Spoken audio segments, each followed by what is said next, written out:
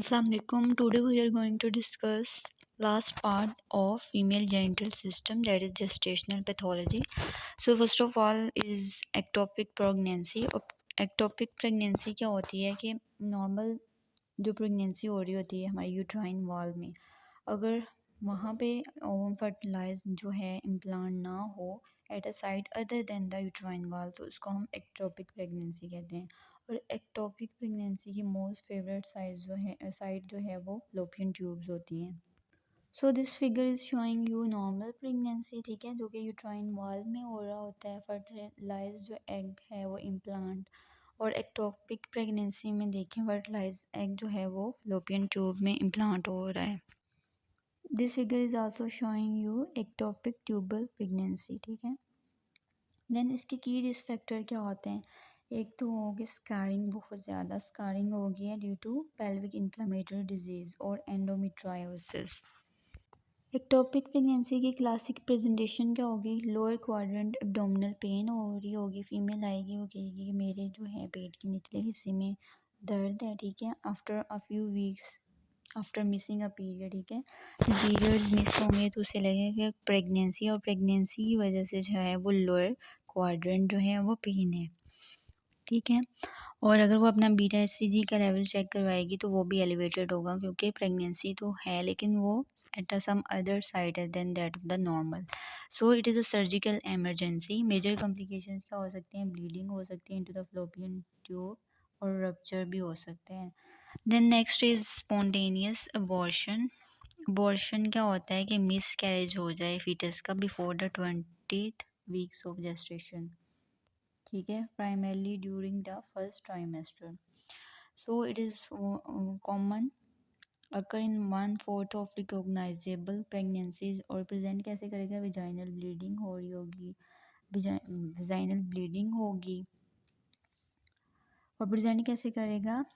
As vaginal bleeding, cramp like pain होगी, और passage होगा फीटल टिश्यूज़ का, फीटल टिश्यूज़ बाहर आ जाएंगे। And it is mostly due to chromosomal abnormalities, ठीक है। ये एक नेचुरल फिनोमेना, अल्लाह ताला ने एक निज़ाम रखा हुआ है कि अगर किसी में कोई क्रोमोसोमल एबनॉर्मेलिटी है ना, या फिर कोई अदर हाइपर कोगुलेबल स्टेट है, जैसे एंटी फॉस्फोलिपिड सिंड्रोम है, कंजेनिटल इन्फेक्शन है, या एक्सपोजर टू टेराट्रोजेंस है, तो क्या होता है कि जो बेबी होता है ना वो दुनिया में आने से पहले ही जो है वो उसका अबॉर्शन हो जाता है, ठीक है, उसका मिस कैरेज हो जाता है, ताकि वो दुनिया में आ ही ना, क्योंकि उसमें ये सारे डिफेक्ट्स होते हैं। तो ये अल्लाह ताला की बहुत प्यारा निज़ाम है कि इन डिफेक्ट्स के साथ बेबी जो है वो इट्सेल्फ ही जो है वो बॉट हो जाता है। देन इफ़ेक्ट्स ऑफ टेराट्रोजेंस क्या हैं?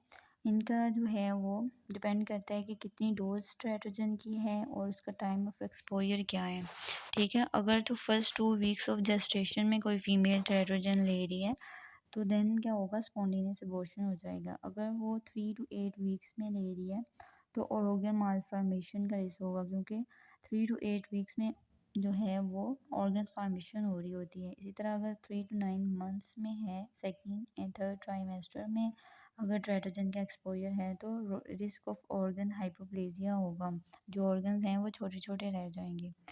Then next placenta previa. Placenta previa क्या होता है कि it is implantation of the placenta in the lower uterine segment. Placenta जो है वो लोअर यूट्राइन सेगमेंट में इम्प्लांट होता है, सर्वाइकल ओस, ठीक है, ये सर्वाइकल ओस की ओपनिंग है, यहाँ पे जाके इम्प्लांट होता है। और प्रेजेंट जो है वो थर्ड ट्राइमेस्टर ब्लीडिंग के साथ प्रेजेंट होता है। और जो है फिर हमें delivery of fetus by C section करनी पड़ती है, नॉर्मल डिलीवरी नहीं होती, फिर ये सी सेक्शन डिलीवरी होती है, क्योंकि जो प्लेसेंटा है ना उसकी इम्प्लांटेशन जो है वो सर्वाइकल ओपनिंग पे हो गई है। Next is placental abruption. Placental abruption क्या होता है कि इसमें प्लेसेंटा जो है वो फ्रॉम द डेसिडुआ सेपरेट हो जाता है prior to delivery of the fetus. Normally क्या हो रहा होता है कि प्लेसेंटा ने डेसिडुआ से सेपरेट होना होता है आफ्टर डिलीवरी, ठीक है। तो ये prior to delivery of the fetus जो है वो प्लेसेंटा सेपरेट हो जाता है, और इससे क्या होता है, इसका कॉमन काज क्या होता है? स्टिल बर्थ, ठीक है। और ये भी थर्ड ट्राइमेस्टर में प्रेजेंट करता है with bleeding and fetal insufficiency.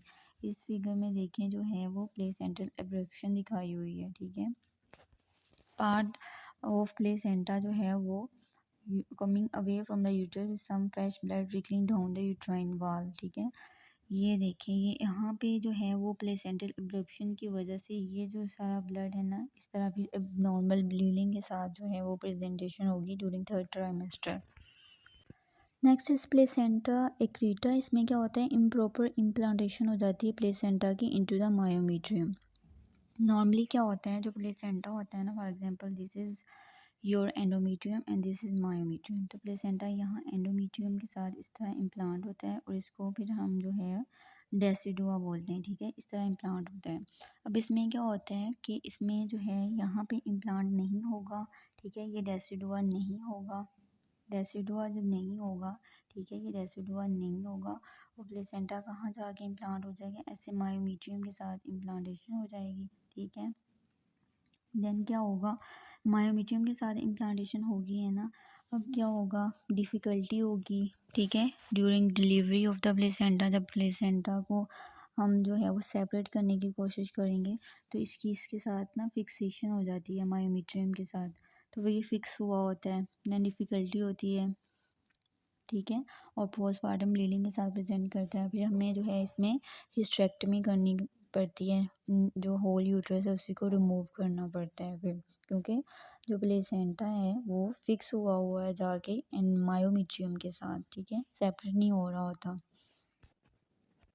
So this is placenta previa, placenta abruption and placenta accreta. ये आपने रीड कर लेना, मैंने आपको फिगर से बता दिया है, वही बातें लिखी हुई हैं।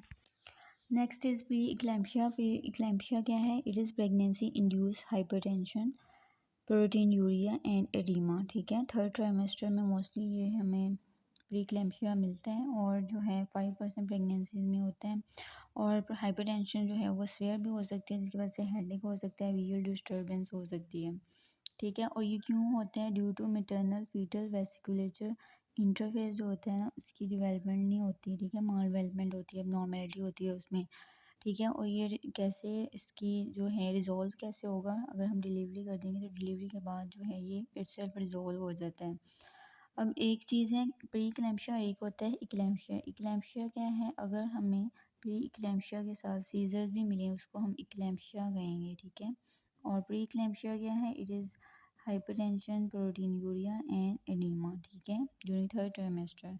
लेकिन अगर प्री इक्लैम्पशिया के साथ सीजर्स हो जाएंगे तो फिर वो इक्लैम्पशिया होगी। And help is pre-eclampsia with thrombotic microangiopathy involving the liver, and it is characterized by hemolysis, elevated liver enzymes, low platelets, ठीक है। हेल्प क्या है, इसमें क्या होता है, H for hemolysis, E for elevated liver enzymes, low, ठीक है, L for low platelet, ठीक है, L for liver and LP for low platelet, ठीक है। This is HELLP. Both eclampsia and HELLP usually immediate delivery करनी पड़ती है, ठीक है। हेल्प सिंड्रोम में भी और जो इक्लैम्पशिया है इसमें फिर इन दोनों का ट्रीटमेंट यही होता है कि अगर डिलीवरी कर देंगे इमीडिएट देन ये रिजॉल्व हो जाएंगे। Then next topic is sudden infant death syndrome. Sudden infant death syndrome क्या है कि डेथ हो जाए अगर हेल्दी इन्फेंट की 1 month to 1 year, 1 month to 1 year का एक हेल्दी जो है वो इन्फेंट था, उसकी सडन डेथ हो गई है विदाउट एनी कॉज, उसको सडन इन्फेंट डेथ सिंड्रोम कहेंगे। और जो इन्फेंट्स जो मोस्टली होते हैं ड्यूरिंग स्लीप एक्सपायर कर जाते हैं, उसके रिस्क फैक्टर्स क्या होते हैं, स्लीपिंग ऑन स्टमक, ठीक है, उल्टा करके जो बच्चों को सुलाया होता है वो मोस्टली होते हैं, इन एक्सपोजर टू सिगरेट स्मोक, अगर उन्हें इसी वजह से सिगरेट स्मोक की वजह से एलर्जी हो जाए, एंड प्री मेच्योरिटी, ठीक है। Next is hydatidiform mole. It is abnormal conception characterized by swollen and edematous villi with proliferation of trophoblasts। तो इसमें क्या कहानी होती है कि जो होता है ना, एक होता है हमारे पास कंप्लीट मोल और एक होता है इनकम्प्लीट मोल या पार्शियल मोल, ठीक है। अब जो कंप्लीट मोल होते हैं इसमें क्या होता है, ओवम जो है वो एम्प्टी होता है, मतलब ओवन एम्प्टी है, मदर में से कुछ भी नहीं, मदर से कुछ भी नहीं आ रहा, कोई क्रोमोसोम्स नहीं आते, जो 23 क्रोमोसोम्स आने होते हैं वो मदर से नहीं आ रहे, ठीक है, दोनों में, ठीक है, कंप्लीट मोल। अब जो है फादर से 23 जो है वो स्पर्म्स आएंगे और आगे जो है एम्प्टी ओवम को जो है वो फर्टिलाइज कर देंगे। अब इन 23 क्रोमोसोम की डुप्लीकेशन होगी और 46 जो है वो XX जो है वो बन जाएगा, ठीक है। इसमें भी जो है वो मदर की तरफ से कुछ नहीं आ रहा, एम्प्टी ओवम है। अब क्या होगा, डाइस्पर्मी होगी, ठीक है, दो स्पर्म आएंगे, ठीक है, 23X ठीक है, ये दोनों आएंगे और जो है वो 46XX बन जाएगा। अब जो हमारे पास पार्शियल मोल होता है उसमें क्या है, उसमें 23X है, वो में मदर की तरफ से 23X जो है वो आए हैं, इसमें मदर का कसूर नहीं है, इसमें कसूर जो है वो फादर की तरफ से है, ठीक है। स्पर्म दो आए हैं, ठीक है, 23X आए हैं, 23 जो है वो +23 और +23 तो इसमें क्या होता है 69, ये वाला 69XX हो जाता है। 69XX या 69XXY वाला मोल बनता है इसमें फिर, और वो पार्शियल मोल होता है। अब मोल क्या होता है, मोल ये होता है कि ये नॉर्मल प्रेगनेंसी है ना, इसमें देखिए जो है एम्ब्रियो है वो यूट्राइन वॉल में आके इम्प्लांट है। अब इसमें देखिए, इसमें हमें कोई फीटस नज़र नहीं आ रहा है, जो मोल होता है मोलर प्रेगनेंसी में हमें मोल्स ही मोल्स नज़र आ रहे हैं। इस तरह फ्लूइड जो फिल्ड सिस नज़र आ रही है, हमें कंप्लीट सिस्ट ही मिलती हैं, हमें कोई फीटल टिश्यू नहीं मिलता। सो ये कंप्लीट मोल होता है।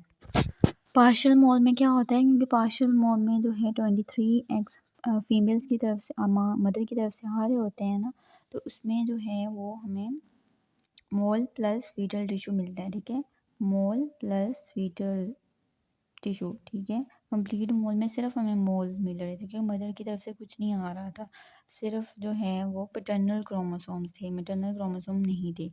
लेकिन जो पार्शियल मोल है उसमें मैटरनल क्रोमोसोम भी हैं और पैटर्नल भी हैं, लेकिन इसमें फिर हमें मोल प्लस फीटल टिश्यू जो कि इस फिगर में नज़र आ रहे हैं वो दिखाई देता है।